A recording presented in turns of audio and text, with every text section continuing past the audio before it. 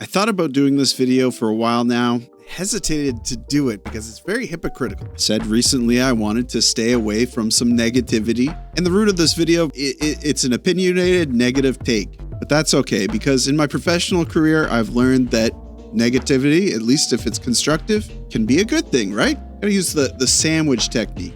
2 slices of bread, that's the positivity, and then the meat in the middle, that's the negativity. So before we get into this video, before I introduce the topic, let's say something positive here. Well, the Montreal Canadiens, they're vacationing right now. Ivan Demidov and his girlfriend posted online that they're in the Dominican Republic. The boys are no doubt on the links and also taking in some sights and fights at UFC 315 at the Bell Center.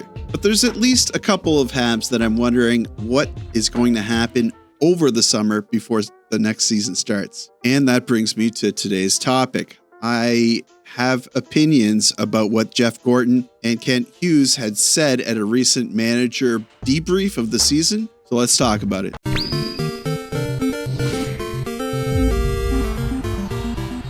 Well, so far, just the one call thus. So a while back, I think on the 5th of May, Kent Hughes and Jeff Gorton did a press event where they talked about the season. They talked about the off season. And while they didn't really give us much, there were things that you could read between the lines about, and they painted a picture about what they want to see in the future of the organization. And there were a couple of things that I thought were impactful more now that I had time to think about it than when they said it at the time. I'll tell you what's been impactful. You, the community, continuing to support me through, this drought of Montreal content. Thank you so much for watching the other video recaps that I'm doing on the channel. That's it, man. Game over, man. It's game over. What the f are we gonna do now? What are we gonna do?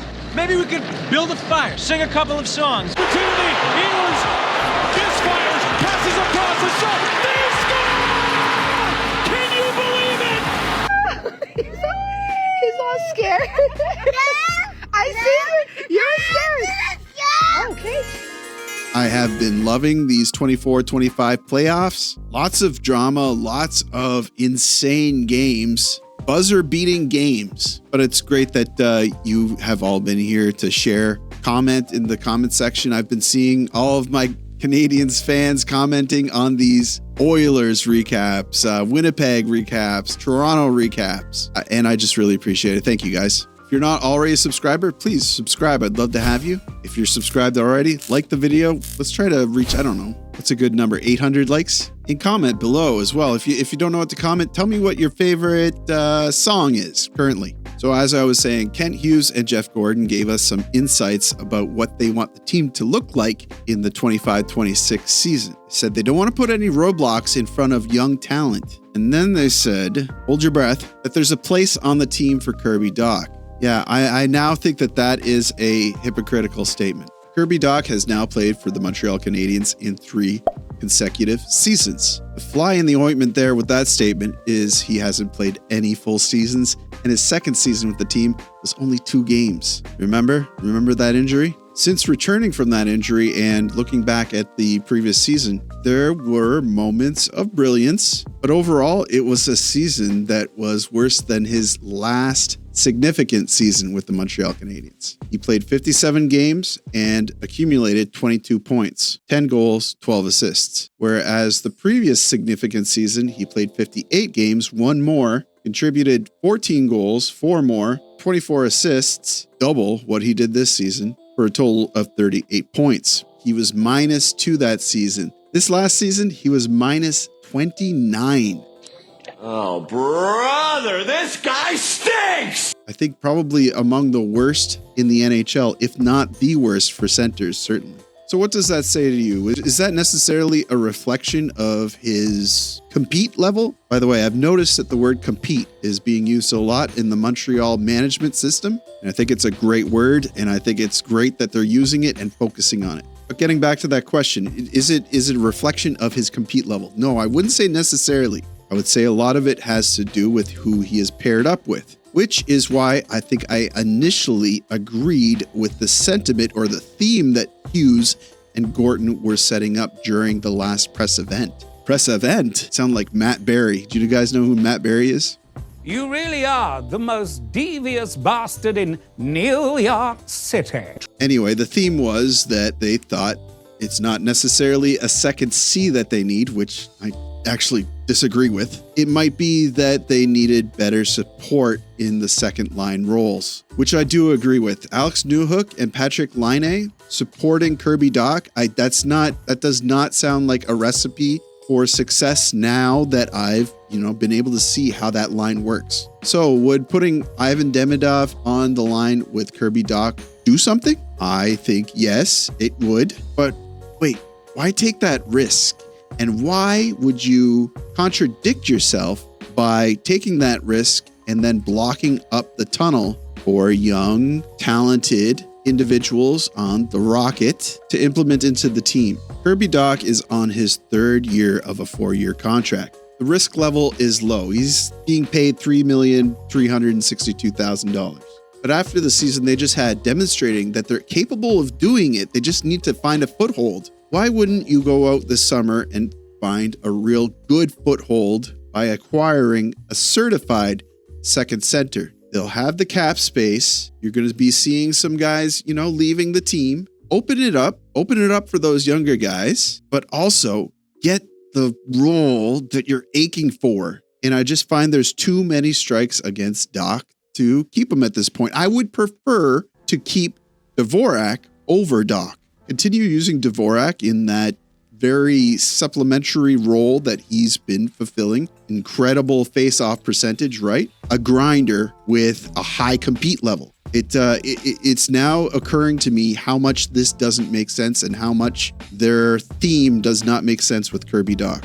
I'm hoping this isn't a hugely unpopular opinion. I know I like him too. I like him too a lot. It's just, it doesn't work. You see the team progressing faster than what they expected. Take the cap space, pay Hudson if he wants to get paid. Pay Hudson for sure. But take the cap space, get rid of some of the guys that we have repeat performances of. Like, we don't need 3 third lines. Right now, that's what it feels like. We have a first line and 3 third lines. Scratch that. We have a first line and like 2 third lines and a fourth line. Get a solid second line center. It doesn't have to be a veteran even, just somebody that's been in the league a little bit longer. This individual could also, if it is a veteran player, let's say, maybe it's a short contract. Maybe we're taking over a contract where there's only a couple of years left. That individual could be extremely instrumental into the implementation of Ivan Demidov on the second line. Give Ivan Demidov somebody that is going to tutor him or make his path easier. Don't take a young guy who is being introduced to the NHL from another country, doesn't speak the same language, is in a city where it's basically a bilingual city. He's having so much culture shock anyway. Pave the way for him. Get a veteran that's going to teach him, give him some tutelage, instead of saying, hey, Ivan Demidov, this line, we're having trouble with this line. Can you come in and make it good? Like, it doesn't make any sense to me. Let me know how you feel in the comments. So how do I finish this off with some good news? I'll be honest, there really hasn't. I thought there would be more information. I thought there'd be some contracts already drawn up. But the news about Jeff Gorton and the New York Islanders, that was a bit of good news. Canadiens really want to keep Gorton on, and it sounds like he wants to stay in Montreal. He wants to see this through. He's planted the seeds. He wants to see, the tree blossom. And I think right now it's not the time to thin out management staff. If anything, it's time to pump it up. Carey Price was also named to the quarter century team. I think that's somewhat obvious, but still, it's another feather in his cap to be named alongside Patrick Waugh, Roberto Luongo, Henrik Lundqvist, Marc-Andre Fleury, Martin Brodeur. So I thought that was cool, a nice nod. Mike Matheson seems to be implementing well into the IIHF team. He scored a goal, but it was disallowed because of goalie interference against Latvia. I think he might also have an assist. I know that Emil Heineman has an assist for the Swedes. So some good things happening when the IIHF hockey starts to ramp up a little bit. I'm going to start doing videos on that. But until then, I'm going to try to get recaps out about these exciting playoff games. And I hope you're excited.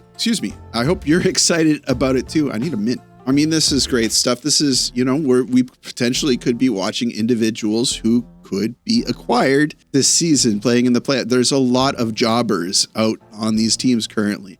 And if I were Kent Hughes, I would be keeping an eye on a lot of these teams because they're not going to need a lot of these individuals, and they probably can't afford a lot of these individuals whose contracts are up after their job and their mission with their playoff team. Thank you for watching, guys. Please like the video. It helps me out with search results or something. I don't know, something in there. Subscribe if you're not already a subscriber. I would love to have you. And as always, I will see you down in the comments.